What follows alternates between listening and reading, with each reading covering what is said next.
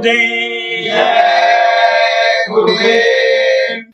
माता पिता की सेवा करो, उनके आशीर्वाद से फूलो फलो। माता पिता को सताओगे, सीधा नरक में जाओगे।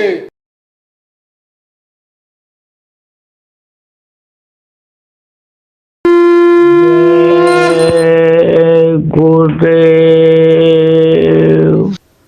समर्थ गुरु तुम जानते, इसकी टेढ़ी चाल। मन पर तो अंकुश करो, होए सहज समाल।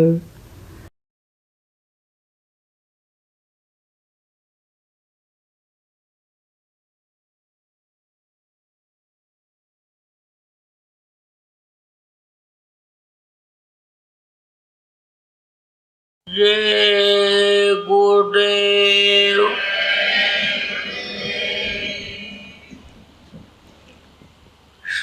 सर्वसमर्थ सर्वत्र स्मरणीय परम पूज्य गुरु जी महाराज, उपस्थित सभी सत्संगी धर्म प्रेमी बच्चे एवं बच्चियों, गुरु महाराज की अपार दया मेहर हुई 19 जुलाई 2019 को मेड़ता जिला नागौर के आप प्रेमियों का सायंकाल की बेला में सत्संग के माध्यम से दर्शन का अवसर मिला। आप लोगों के ऊपर भी उस मालिक की दया कृपा मेहरबानी हुई कि आपको गृहस्थी के व्यस्त समय से थोड़े समय के लिए निकालकर यहाँ सत्संग सुनने के लिए लाए। कथा भागवत प्रवचन तो आप सुनते रहते हैं, लेकिन सत्संग आपको कम मिलता होगा। पहले के समय में तो बराबर जगह जगह सत्संग होता रहता था। सत्संग जब होता था, लोगों को सत्संग मिलता था, तो आज की तरह से तकलीफ नहीं थी। घर घर में बीमारियां नहीं थी, घर घर में लड़ाई झगड़ा नहीं था, वैमनस्यता ईर्ष्या द्वेष नहीं था। सच्चाई थी, ईमानदारी थी, एक दूसरे के लोग काम आते थे, सेवा भाव लोगों में था, हिंसा हत्या लोग नहीं करते थे, नियत लोगों की दुरुस्त थी, बरकत होती थी। समय पर जाड़ा, समय पर गर्मी और समय पर बरसात होती थी। लोग खुश रहते थे। देवताओं को खुश करके किस तरह से ये चीज़ें ली जाती हैं, इसका तरीका लोगों को मालूम था। अब भी लोग पूजा पाठ तो करते हैं, लेकिन उसका फायदा इसीलिए नहीं मिल पाता कि ये देवता खुश नहीं होते, इनको खुश करने का तरीका नहीं मालूम है, इसलिए पूरा लाभ नहीं मिल पाता है। तो आज आपको सत्संग के माध्यम से सारी बातों को बताऊंगा कि घर गृहस्थी में लड़ाई झगड़ा से कैसे बचेंगे, किस तरह से बीमारियों से बचा जाए, किस तरह से देवी देवताओं को खुश करके और समय पर जाड़ा गर्मी बरसात लिया जाए, किस तरह से इस आत्मा को परमात्मा तक पहुंचा करके जन्म मरण से छुटकारा ले लिया जाए। अब आप तो एकदम नए लोग आज सत्संग सुनने के लिए आए हो, आपको आत्मा के बारे में नहीं मालूम होगा। परमात्मा को तो आप जानते हो, मानते हो, ये जरूर है कि अलग अलग नामों से उनको पुकारते हो, लेकिन आत्मा के बारे में सबको नहीं मालूम। देखो, आत्मा ये परमात्मा की अंश है, इतनी छोटी है कि इसको आप देख नहीं सकते हो। यही जीवात्मा जो आपके अंदर, वही घोड़ा हाथी के अंदर, ऊंट के अंदर, मुर्गा भैंसा में वही आत्मा चींटी, और चींटी से भी छोटे कीड़े, उनमें भी वही है। तो ये जब 5 महीना 10 दिन का बच्चा माँ के पेट में हो जाता है तब डाल दी जाती है। उस समय से भगवान का दर्शन बराबर, जब तक माँ के पेट में बच्चा रहता है होता रहता है, बहुत खुश रहता है। लेकिन पिछले जन्म में कहाँ थे यह भी दिखाई पड़ता है। तो किसी जन्म में देखा कि नरक में हम डाल दिए गए, मारे जा रहे, काटे जा रहे, सड़ाए जा रहे, गलाए जा रहे। किसी जन्म में देखा कि मुर्गा भैंसा बकरा बन गए, काट दिए गए, छटपटा रहे हैं, तड़प रहे हैं। नुकेले मुँह के एक चूहिया होती है, इसको छछुंदर कहते हैं। सांप जब पकड़ लेता है उसको तो न तो निगलता है न छोड़ता है, निगले तो उसकी गर्मी से मर जाएगा, इतनी जहरीली होती है। और अगर छोड़ दे तो वही छछुंदर उसका आँख फोड़ देती है। तो सांप क्या करता है, ऐसा दबाए रहता है और फिर धीरे से यानी ढीला करता है कि देखें मरी कि नहीं मरी। और जब आगे बढ़ने की कोशिश करती है तो फिर दबाता है, कितनी बार दबाता और ढीला करता है। और जितनी बार दबाता है उतनी बार भयंकर दर्द होता है, छू छू छू छू करती है, घंटों लग जाता है उसके मरने में। तो देखा कि चूहिया बन गए, छछुंदर बन गए। तो रोता है, प्रभु से प्रार्थना करता है बच्चा कि बाहर निकालो, जल्दी से तैयार करो। माँ के पेट में यह भी जानकारी रहती है कि केवल मनुष्य शरीर के अंदर ही ऐसा रास्ता है कि जिससे हम माँ के पेट में दोबारा आने से बच सकते हैं, नरक 84 से छुटकारा पा सकते हैं।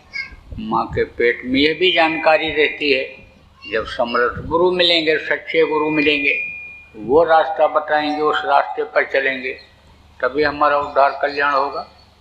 तो गोस्वामी जी ने लिखा ना कि अब प्रभु कृपा करो यही भांति और सब तजी भजन करो दिन राति।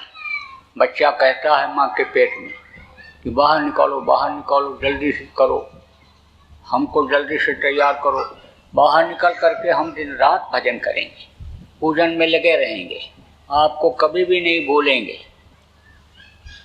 लेकिन बाहर आने के बाद माया का पड़ जाता है पर्दा। माया किसको कहते हैं? रुपया पैसा को, औरतों को। दुनिया देखो इसी के पीछे दौड़ रही, भाग रही है, परेशान है। तो पर्दा जहाँ पड़ा तहाँ दर्शन होना हो गया बंद। और जब दर्शन होना बंद हो गया तब बच्चा रोया, कहाँ कहाँ कहाँ पहुँच गए। दूसरा कारण क्या है रोने का? ये गर्म हवा और ठंडी हवा उस नंगे बदन में इस कदर लगती है कि मालूम पड़ता है कोई जैसे सुई चुभो रहा, तब रोता है। कहा ना, रोते हुए पैदा हुए हो और रोते रोते चले जाओगे, न कुछ लेकर आए हो न कुछ लेकर जाओगे। तो लेकर तो आए हो, लेकर तो नहीं जा सकते हो, सब यहीं छूट जाने वाला है। शरीर से कमाया हुआ, चाहे धन दौलत हो, चाहे मकान हो, चाहे बीवी बच्चे हों, चाहे मान प्रतिष्ठा इज्जत हो, ये चीज़ें किसी के साथ नहीं गई और न जाएंगी। तो यहाँ की कोई चीज़ तो वहाँ जा नहीं सकती है, लेकिन लेकर आए हो। क्या लेकर आए हो? कहाँ रख कर के लाए? कोई अटैची बैग लेकर बच्चा पैदा होता है कि कोई सूट बूट पहन करके कि उसके जेब में रख कर के लाओ? कहा कर तल ताके, चार पदार्थ कर तल ताके। कर माने होता है हाथ और तल माने होता है तलवा। देखो बच्चा ऐसे पैदा होता है मुट्ठी बांध करके। तो क्या लेकर आया? अर्थ। अर्थ का मतलब क्या? शरीर को किस लिए उसने दिया, इस शरीर के पाने का मतलब क्या है ये समझो। धर्म क्या है? सबसे सेवा धर्म कठोरा, सेवा धर्म सबसे बड़ा धर्म बताया गया। तो अन्य समझ लो कि इस जीवात्मा पर करो दया, इसको नरकों से जाने से बचाओ। क्यों? क्योंकि अगर इस शरीर के लिए ही सब कुछ करते रहे, खाने पीने और मौज मस्ती में ही इस जीवन को बिता दिया, तो गोस्वामी जी महाराज ने कहा यह तन कर फल विषय न भाई और स्वर्ग और स्वल्प अंत दुखदाई। आखिर में बड़ी तकलीफ होती है किसी किसी को मरते समय, छटपट छटपट करता है, आंख की रोशनी खत्म हो जाती, कान से सुनाई नहीं पड़ता, जबान पुतली हो जाती है, परिवार के लोग रिश्तेदार ऐसे सब खड़े देखते रहते हैं, अच्छे अच्छे डॉक्टर देखते रहते, कहते अब कौन सी दवा दूं, दो इंजेक्शन लगा दिया, नींद का दर्द का इंजेक्शन दे दिया, रोना नहीं बंद कर रहा, चिल्लाना बंद नहीं कर रहा है। तो आखिरी वक्त पर जब मार पड़ती है यमराज के दूतों की, हथौड़ी मुकद्दर जब चलाते हैं, तब उस समय पर कोई दवा काम नहीं करती है, कोई मदद नहीं कर सकता, तो ये शरीर तो धड़ाम से गिर जाता है। फिर इसको लोग क्या कहते हैं, मिट्टी।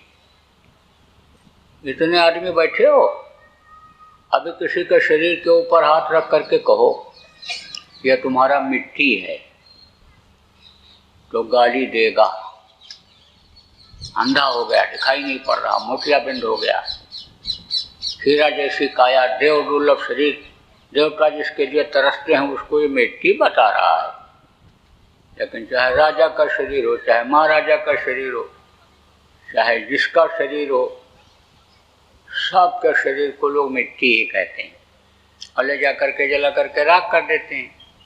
अब जीवात्मा का क्या हाल होता है, इसको पकड़ करके यमराज के दूत पिशाच के शरीर में बंद कर देते हैं। पिशाच का शरीर कैसा होता है, आदमी जैसा ही होता है, ले जाते हैं यमराज के सामने पेश करते हैं, उसके पास सारा लेखा जोखा होता है। आज तो कहते हो मार दो, काट दो, छीन लो, लूट लो, झपट लो, क्या कहीं कोई देख रहा है, आंख वैसा करके गलत काम कर लो। लेकिन जिसको नहीं देख पा रहे वो सारी अच्छाई और बुराई को देखता रहता है, उसके पास सब नोट होता रहता है, बड़े बड़े बही खाते और सुनहले पन्ने वाले। ये पन्ना और कागज तो वहाँ नहीं है, और न ये स्याही है न ये कलम है, लेकिन लिखावट बहुत अच्छी, देखते ही रह जाओ।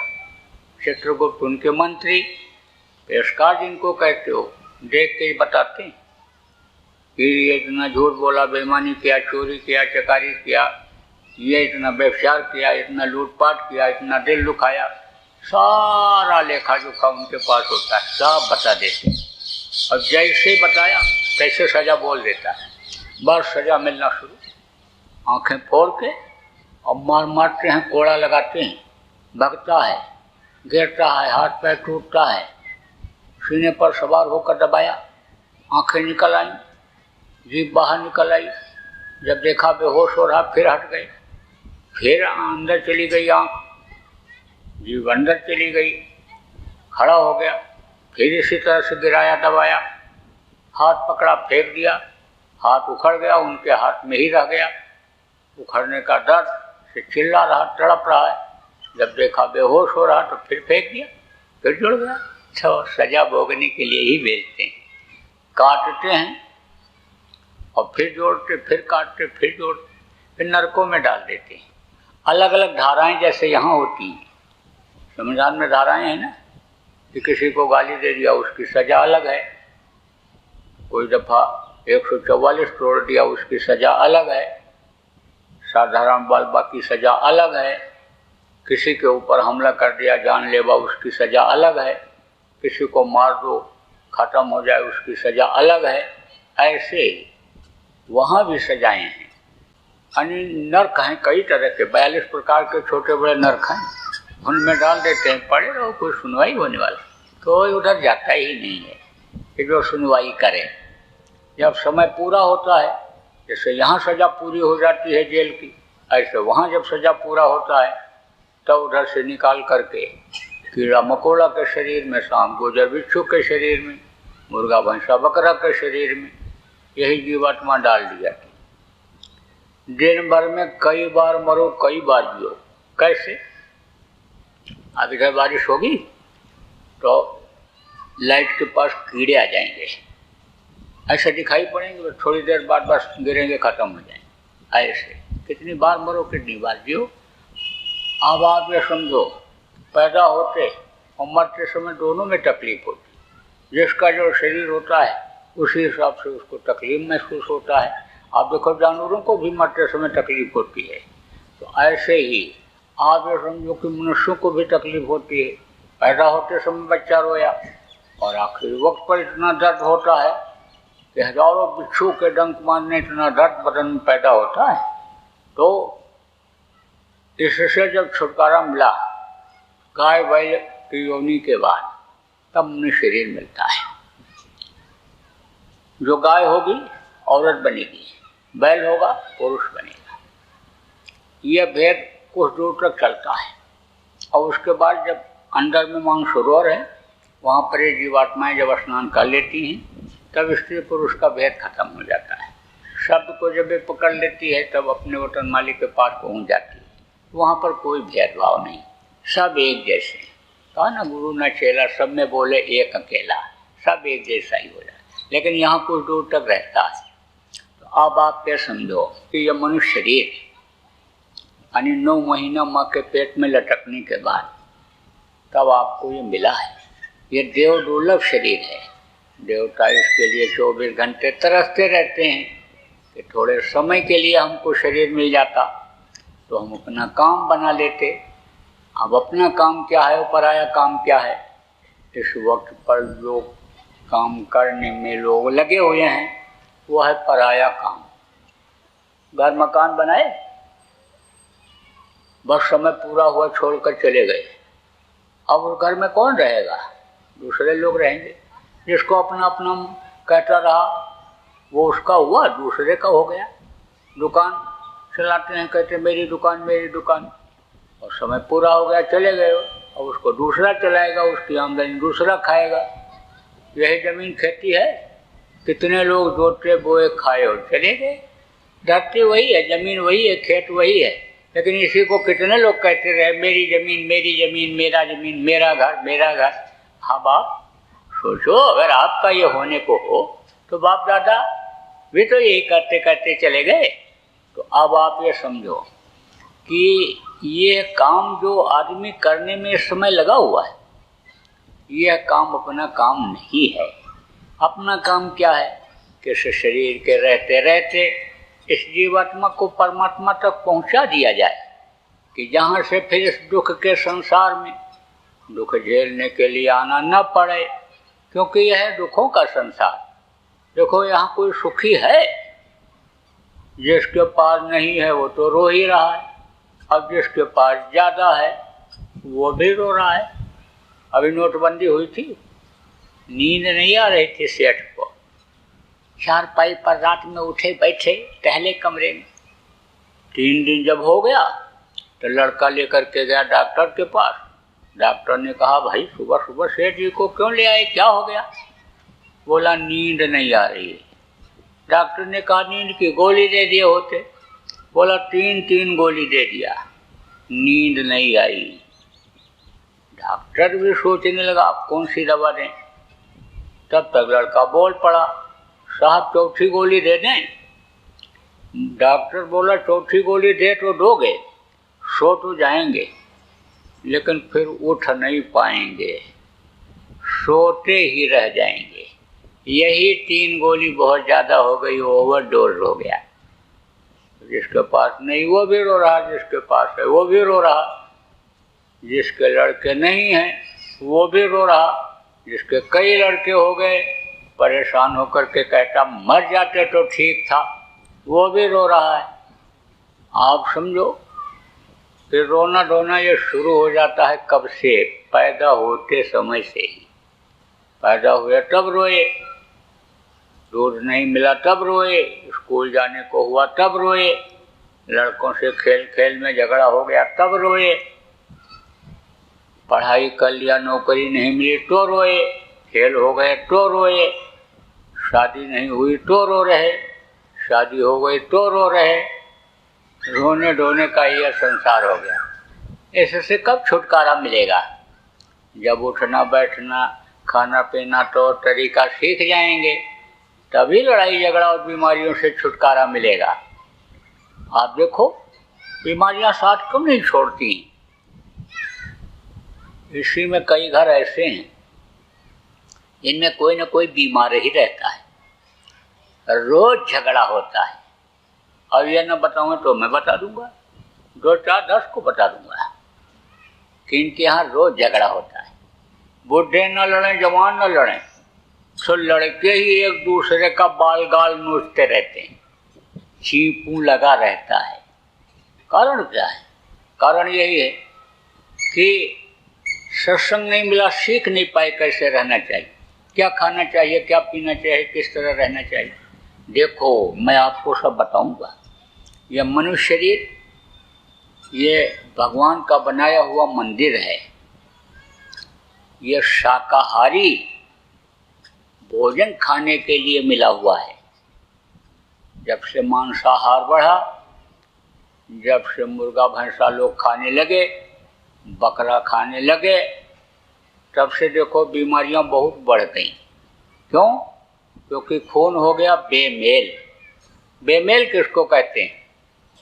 बुढ़ा बीमार हो गया, डॉक्टर के पास लेकर के गए, डॉक्टर ने टेस्ट किया, कहा खून की कमी हो गई। तो लड़का कहता है मेरा खून चढ़ा दीजिए। डॉक्टर टेस्ट करता, कहता तुम्हारा खून नहीं चढ़ सकता। भाई कहता मेरा खून चढ़ा दीजिए। टेस्ट करता, कहता तुम्हारा भी खून नहीं चढ़ सकता है। अब आप सोचो, एक ही रजबीज से एक ही माँ के पेट में दोनों पले बने, एक ही माँ ने दूध पिला करके दोनों को बड़ा किया और खून नहीं मिला। इसका मतलब यह है कि एक शाकाहारी और दूसरा हो गया मांसाहारी। एक तो साग सब्जी अनाज खाता रहा और दूसरा जानवरों का मांस खाने लग गया और उसका खून बना। लोगों को क्रोध क्यों आता है? कहते हैं ना मेरा खून खौल रहा है, नजरों के सामने से हट जाओ। क्यों ऐसा होता है? खून में गर्मी आ जाती है मांस खाने से।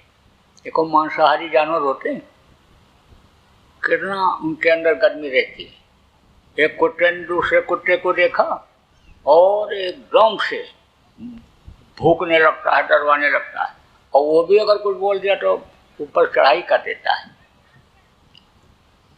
एक कमरे में 4 बैल बंद कर दो, चारा डाल दो, आराम से खाएंगे। रात को दरवाजा खोलोगे बाहर निकल जाएंगे। और एक कमरे में 4 कुत्ता बंद कर दो, रोटी डाल दो, खूब खाएंगे भी और एक दूसरे को नोचेंगे। चींपू की आवाज़ रात भर आती रहेगी और सुबह जब दरवाज़ा खोलोगे तो किसी का कान कटा हुआ, किसी पूंछ कटी हुई, ये दिखाई पड़ेगा। क्यों? क्योंकि मांसाहारी। आप देखो रावण कितना विद्वान था, बलवान था, सोने की लंका थी, धनवान था, बड़े बड़े देवता उसके सामने लड़ाई के समय ठहरते नहीं थे, हट जाते थे। लेकिन उसकी बुद्धि जब खराब हो जाती थी तब वो कुछ नहीं समझता था और उसी खराब बुद्धि के कारण उसका नाश हुआ। जब मांस खाया और शराब पिया तब बुद्धि भ्रष्ट हुई, तो दूसरे की माँ बहन को गलत नजर देखा। इसी 3 बुराई ने उसका सर्वनाश कर दिया। इसलिए मांस खाने वाली चीज नहीं है, मांस मत खाओ। ये मानव मंदिर को गंदा मत करो। आप मंदिर बनाते हो मिट्टी पत्थर का, उसके अंदर कोई ले जाए मांस डाल दे तो वहाँ पूजा पाठ करोगे? नहीं करोगे। कहोगे जगह पूजा के लायक नहीं रह गई, अब पवित्र हो गई, यहाँ पूजा करेंगे तो कबूल नहीं होगा, स्वीकार नहीं होगा। मस्जिद में भी कोई नमाज नहीं अदा करेगा, गुरुद्वारा में भी नहीं पाठ करेगा, कहेगा जगह गंदी हो गई। इसलिए जब ये भगवान का बनाया हुआ मंदिर है तो इसको पाक साफ रखो। ये खाने पीने मौज मस्ती के लिए नहीं मिला, ये जीवात्मा के उद्धार कल्याण के लिए मिला, भगवान के प्राप्ति के लिए मिला, देवी देवताओं के दर्शन करने के लिए मिला। इसलिए इसको पाक साफ रखो। कहा गया कम खाओ और गम खाओ। कम खाओगे तो बीमारियां नहीं आएंगी, ज़्यादा खा लेते हो तो डॉक्टर के पास जाना पड़ता है। तो पैसा के चक्कर में बस ऑपरेशन ही बताता है। चाहे ज़मीन बेच के दो, चाहे जेवर बेच के दो, जान बचाने के लिए ऑपरेशन करवाना पड़ता है। और एक बार ऑपरेशन करा लिया तो कोई गारंटी नहीं है कि दोबारा न कराना पड़े। क्यों? क्योंकि ये शरीर का सिस्टम बिगड़ जाता है। आपको ये नहीं पता है कि शरीर कैसे चल रहा है। जीवात्मा इस शरीर को चलाती है, यहाँ पर ये बैठी हुई है। इसका जो पावर है वो आँखों में उतरता है, यहाँ पर आता है, और यहाँ से फिर कान से और फिर मुंह से, ऐसे यानी समझो ऐसे धनुष जैसा बनता है ऐसे, और फिर उसके बाद में कंठ पर आता है यहाँ, और यहाँ से वापस होकर के हृदय पर और नाभि पर और पेशाब की जगह इंद्रिय द्वार पर और गुदा मल जहाँ से निकलता है उस जगह पर, यानी चक्र हैं। ये चक्र उसी से पावर से चलते रहते हैं, शरीर चलता रहता है। इंगला पंगड़ा सुषुम्ना ये 3 नाड़ियाँ हैं, इनसे 72,000 नाड़ियाँ निकली हुई हैं जो शरीर को चलाती हैं। बहुत सी नसें ऐसी हैं कि जिनको डॉक्टर भी नहीं देख पाता, और जब कट जाती हैं वो तो सिस्टम बिगड़ जाता है। इसलिए ऑपरेशन से बचना चाहिए, न चले तभी कराना चाहिए। लेकिन डॉक्टर को उसमें पैसा मिलता है तो डॉक्टर बस ऑपरेशन बताता है। अब कम खाओगे, हजम हो जाएगा, तकलीफ नहीं होगी, तो क्यों डॉक्टर के पास जाओगे? और कहा गया गम खाओ। गम खाओ किसको कहते हैं? बर्दाश्त कर लो। जो बात अगर बर्दाश्त कर लोगे तो लड़ाई झगड़ा नहीं होगा, मुकदमेबाजी नहीं होगी।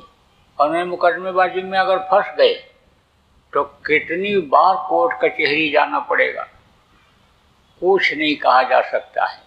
जमीन भी बिक जाती है, जेवर भी बिक जाता है, हम मुकदमा खत्म नहीं होता है। मुकदमेबाजी बड़ी खराब चीज़ होती है। किसी को अगर गुस्सा आवे और तुम चुप हो जाओ तो झगड़ा झंझट खत्म हो गया, टल गया। और कोई आग हो तो आप हो पानी, कहा गया। तो अब आप ये समझो कि लड़ाई झगड़ा होता क्यों है? इसी वजह से होता है कि तू डाल डाल तो हम पात पात। और सास और बहू से तो अक्सर हो जाता है, सास और बहू तो अक्सर लड़ जाती हैं, लेकिन एक अगर चुप हो जाए तो दूसरा कारण क्या है? अहंकार रहता है। सास को अपना अहंकार कि हमने बड़ी मेहनत से इस घर को बनाया, बच्चे को पढ़ाया लिखाया, तब पढ़ी लिखी बहू आई। और बहू को अपने ऊपर अहंकार कि हम तो सास से ज़्यादा पढ़े लिखे हैं। बस वो अहंकार नाश करता है, मिठास को ख़त्म कर देता है। दोनों अगर छोटे बन जाएं थोड़ी देर के लिए, एक को गुस्सा व दूसरा चुप हो जाए, इसीलिए तो जवाब देते हैं कि हम तुमसे कम नहीं हैं, छोटे नहीं। तुम एक गाली दोगे तो हम 2 गाली देना जानते हैं, तभी तो लड़ाई झगड़ा बढ़ता है। नारद का काम क्या था? झगड़ा लगाना। जहाँ न झगड़ा होता हो वहाँ भी झगड़ा लगा देते थे। तो एक दिन घूमते हुए जा रहे थे ऐसे गांव में, तो लड़के लोग मिले, बोले प्रभु आपका तो बड़ा नाम है, आपकी बड़ी कीर्ति है, प्रभु आप झगड़ा लगाने में बहुत माहिर हो। तो हमारे गांव में एक सास बहू ऐसी हैं जिनमें आज तक झगड़ा हुआ ही नहीं, किसी ने भी नहीं सुना। तो प्रभु उन पर भी आपकी दया हो जाए, आप झगड़ा लगा दो, हम लोग सुन तो ले लड़ते हुए उनको, उनकी आवाज़ को। बोले कि ठीक है कोई बात नहीं, चलो तुम घर के पास चलो उनके आए। तो नारद की दिव्य दृष्टि खुली हुई थी। नारद भगवान तो लोग कहते हैं, आप समझो राम भगवान कृष्ण भगवान ये सब मनुष्य शरीर में थे, लेकिन उनकी जो आत्माएं थी यानी वो जगी हुई थी, पावर उनको मिला हुआ था काम करने के लिए उस ऊपर से मालिक की तरफ से। तो ऐसा काम उन्होंने किया कि जिससे उनको लोग भगवान कहने लगे। तो नारद की दिव्य दृष्टि खुली हुई थी। दिव्य दृष्टि किसको कहते हैं?